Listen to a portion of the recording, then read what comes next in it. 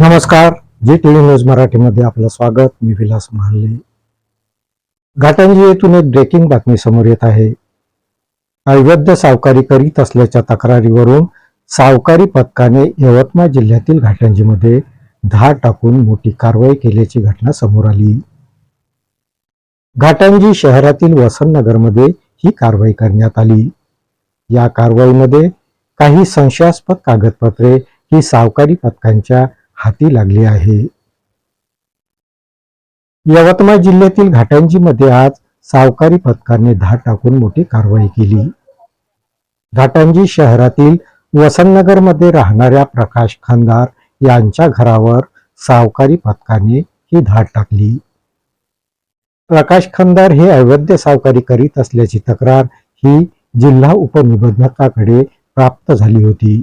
याच तक्रारीच्या अनुषंगाने सावकारी पथक आज घाटंजीमध्ये दाखल झालं. या पथकाने खंदार यांच्या घरी धाड टाकून घराची झाडाझडती घेतली.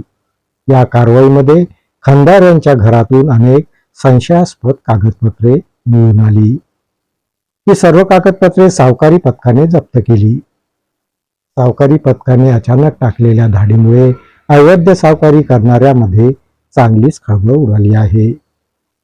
जिल्हा उपनिबंधक नानासाहेब चव्हाण यांच्या मार्गदर्शनात सहाय्यक निबंधक A.K. नाईक यांच्या नेतृत्वात या पथकाने ही कारवाई केली.